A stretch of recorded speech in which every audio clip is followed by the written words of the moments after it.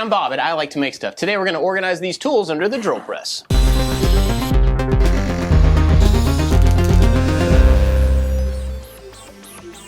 The other day I spent a long time in the shop moving things around, organizing a little bit, and I ended up moving the big drill press over to this section, but I don't have any of the bits or stuff that go with it yet.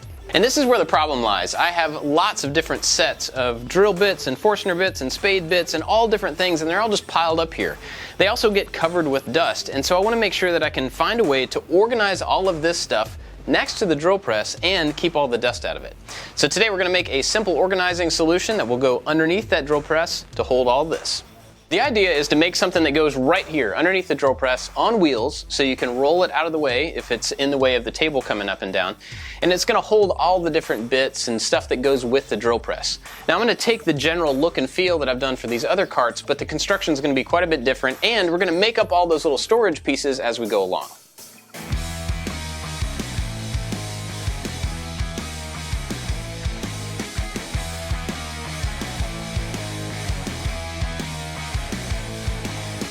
I've got these pieces broken down just to make the simple carcass. We got two outside walls and then one center wall that's going to go down the middle of it. And I want to make some dados in this side, and both sides of the centerpiece so that we can have some trays that'll hold the bits and stuff that will slide in. The dado on the centerpiece is going to have to be really shallow, and that's totally fine. We don't really need much, but we are going to have to make sure that they line up across all of these pieces all the way down.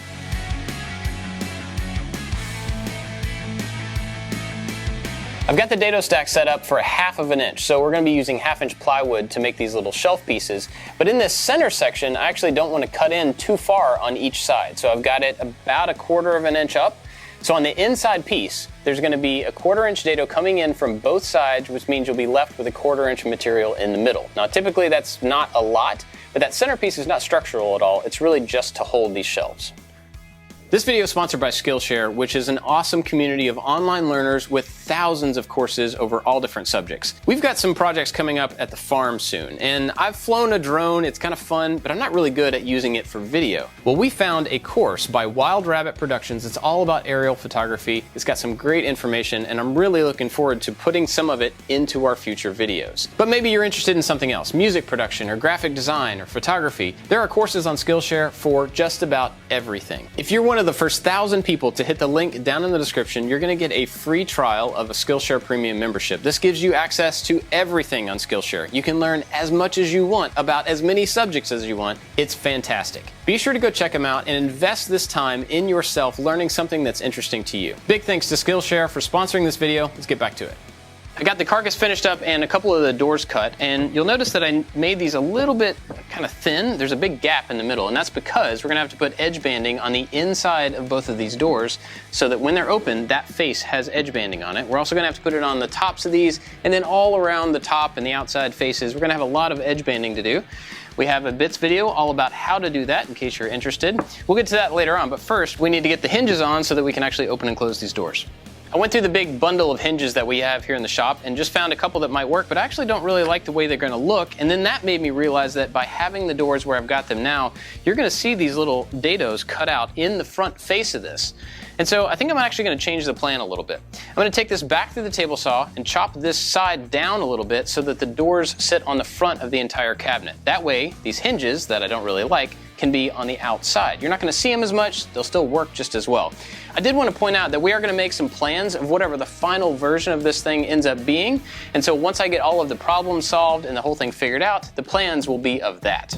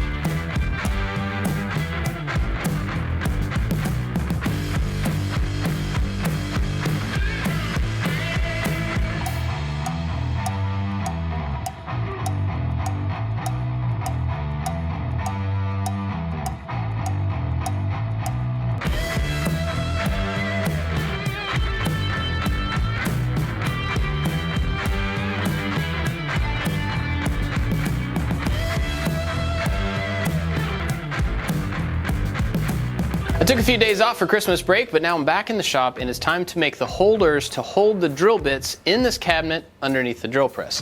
And we started out in Fusion laying these things out using the Arrange tool, but ultimately I ended up in Illustrator and just manually laid them out so that I could cut this entire panel out on the laser. Now of course, once you've got that digital file, you don't have to have a laser to actually take advantage of it. You could print it out on a piece of paper, stick it to a piece of wood, and drill all the holes by hand. But since I've got the laser, I can take advantage of it and add the measurements in here as well. So next up, I need to kind of clean this surface up a little bit and then mount this on one of the pieces so we can slide it in the cabinet. The only cleanup I'm doing here is to get rid of these burn marks on the surface. Now if I had covered this with a piece of masking tape before I did that, I could just peel the masking tape off and I wouldn't have to worry about it, but I got ahead of myself and forgot, so some light sanding will clean this up completely.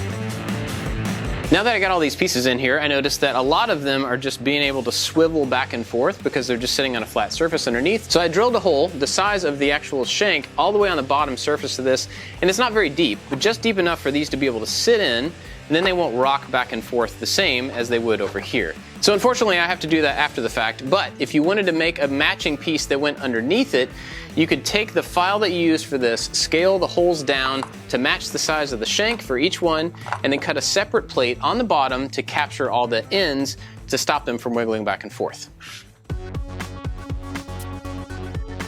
This thing worked out really great for all of these different collections of bits. You could take this out and put it on a table or just slide it out and get what you need, slide it back in. So that works really well and it's really compact. But there's a bunch of other things I have to store in here as well, like a big set of drill bits that I already bought that are already in a case. There's no real reason to recreate this entire thing. So I think I'm gonna take another one of these pieces of wood and actually just like attach this down to it. So it will slide out, I can lift it up, get the bit I need, and put it back, and slide it back in. I've also got all these other areas down there and I'm not exactly sure what's going to go in them yet. Maybe some flat storage for tall objects like spade bits, maybe more of drawers for some other stuff. I'm not really sure, but I've got a lot of space here and a lot of flexibility. All right, I'm going to get these few more pieces made, then we're going to put the casters on and put some finish on this thing.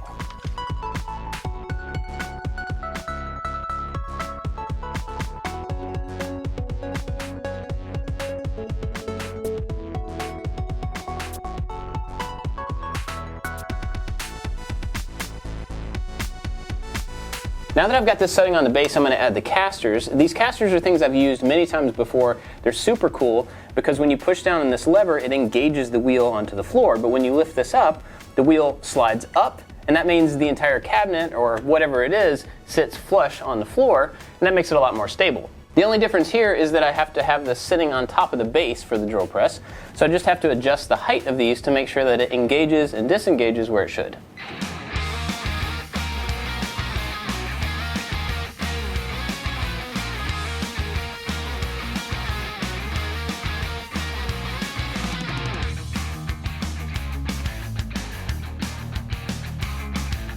It's in place and it does clear the base now, but I found that since it's sitting on the base and that's kind of in the center, there's actually a lot of room for it to wiggle from side to side, and when the door opens, it wants to tip forward a little bit. Now the easy way around that is to add some small walls under these. They go all the way to the ground, and those walls need to be the same height as the base of the drill press. That way it's got a foot on the outside of each side and kind of going all the way up to the front edge so it can't tip forward. So I'm going to cut some more scraps and screw those on, and then I think this thing will be done.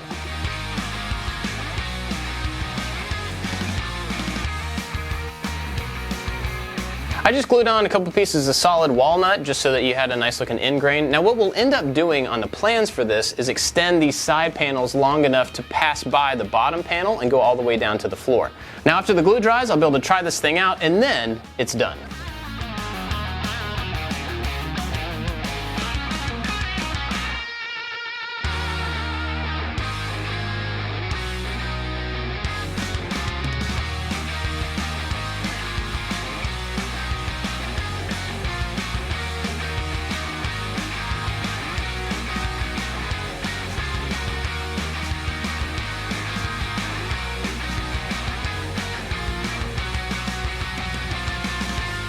it is, the finished cabinet. It's a cabinet on casters. It's not groundbreaking, but this is a great way to organize a bunch of individual pieces over here exactly where I need them. And I've got a whole bunch of extra space down here that I haven't filled. If you're making one of these, you could definitely add in a bunch more dados so you have a bunch more flexibility of where all these things go.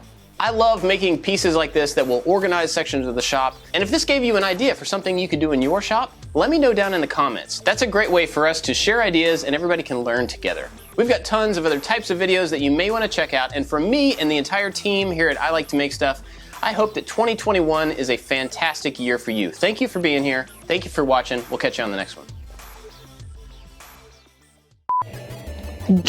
Oh, I got it! Oh no. And I moved the drill press over to this section, but it looks nice. Ready? But there's a bunch of stuff that is not here yet. Here yet. Bits or anything that go with it over here yet. Over here, why can't I speak?